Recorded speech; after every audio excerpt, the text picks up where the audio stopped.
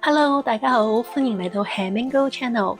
今集咧，我呢個印度人妻就會帶大家去到老公嘅鄉下 Kolhapur 去體驗一下淳樸嘅印度農村生活，仲會見識下愛金嘅印度人喺鄉下係點樣賣金器嘅，同埋分享下我人生中第一次喺田野之中午餐嘅經驗。如果你對印度文化有興趣，而且咧想睇睇我喺印度嘅貼地體驗嘅話，就快啲訂閱我頻道同埋分享俾你嘅朋友啦。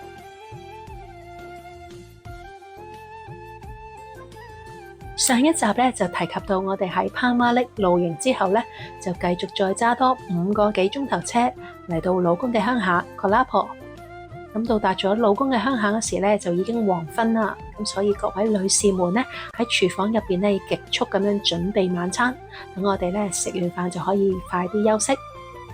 全間屋咧都有好多間房㗎喎，咁但係咧我哋就想延續露營嘅興致，所以決定加個蚊帳瞓喺天台。各位早唞啦！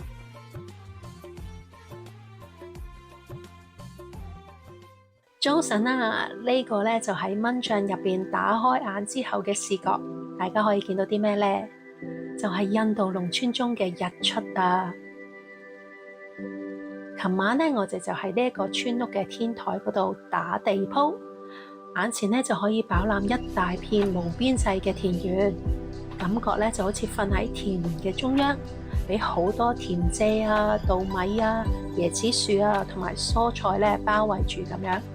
空氣咧係特別清新嘅。而家終於明白咧點解老公成日都話佢細個喺鄉下度假嗰時咧就最中意瞓天台啦。因為呢一種感覺咧真係並非每一個城市人咧都可以感受得到嘅。當家中嘅小狗仲係好夢正甜之際，牛先生咧就已經準備好返工啦。佢哋咧就主要用作運輸嘅用途。印度人咧就好尊重呢啲白色嘅牛嘅，有時咧就會睇到牛角被搽上七彩繽紛嘅顏色。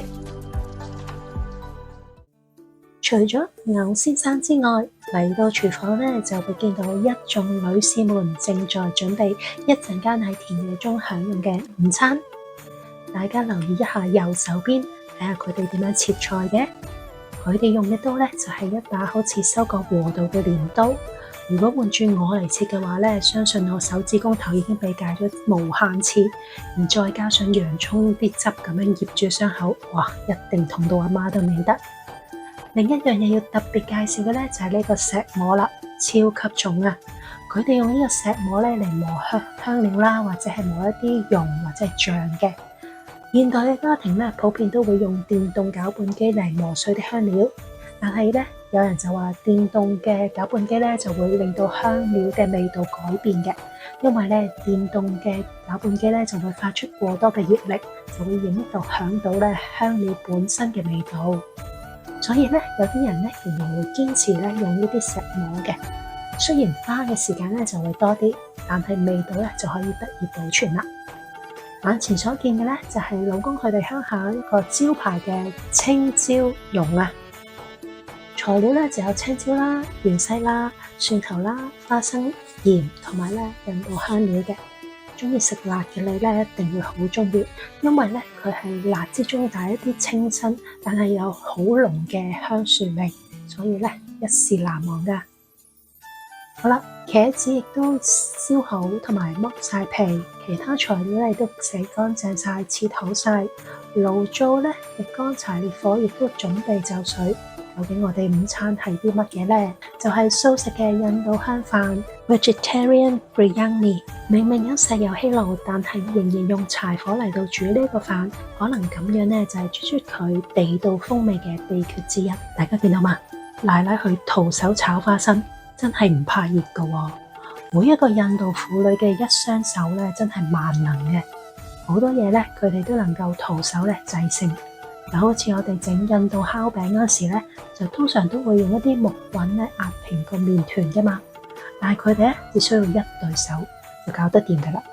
我哋可以將個麵團咧搓得又薄又圓，咩工具都唔使用，輕而易舉咧，咁就搓好咗一塊印度烤餅，真係佩服佩服。要向每一位印度婦女咧 salute 啊！突然間，全部女士們都消失於廚房之中，去晒邊呢？原來聚集咗喺客廳之中做乜嘢呢？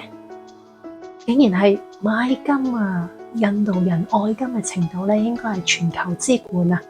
佢哋咧會預約銷售員咧上門去到屋企咧買金器嘅，各種首飾都有，有金耳環啦、金吊墜、金鼻環，仲有銀器添，有啲腳鏈啊、腳趾環啊等等嘅，連小朋友嘅首飾都會有㗎。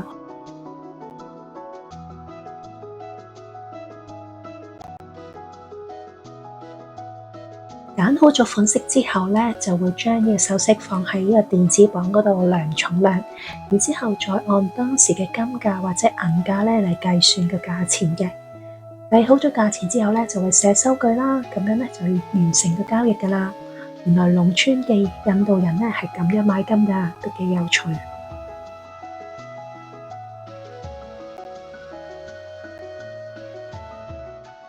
買完金之後咧，我哋就將午餐運送到去田嘅中央，開始我哋嘅田園風午餐。我哋穿過稻田啦、蔗田啦，仲有呢一塊，你知唔知係呢一塊咩田呢？係花生田啊！我都係第一次見咧，花生連莖同葉嘅樣係咁樣嘅。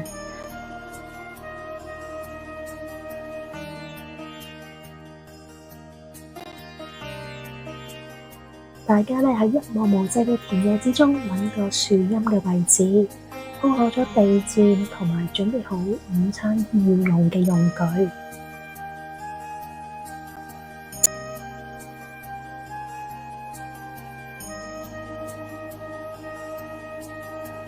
香噴噴嘅素印度香飯出場啦！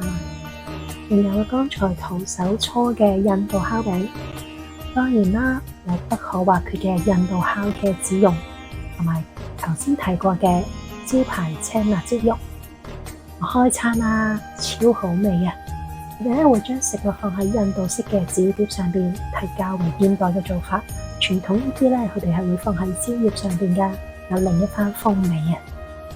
一家人咧坐喺微風下嘅田園中，享受一頓美味嘅印度菜。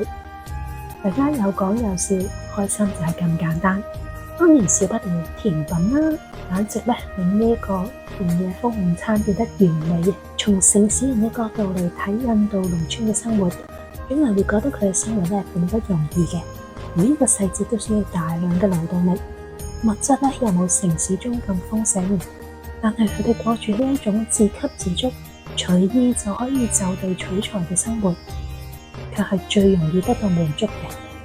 睇住佢哋一路做一啲粗重嘢，但係一邊咧都會談笑風生，每個人嘅面上面咧都掛住笑臉，就深深感受到咧佢哋嘅快樂咧係真正由內心發出嚟，而並非好似城市人一般咧用物質或者旅行咧嚟堆砌快樂。我諗咧，印度農村人嘅唯一追求嘅物質就應該係金啊！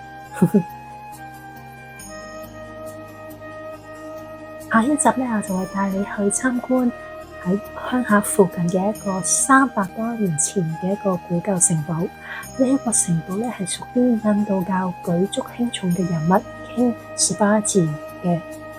有興趣嘅話咧，就要留意我新片啦。仲有訂閱我頻道啊！下集見啦，拜拜。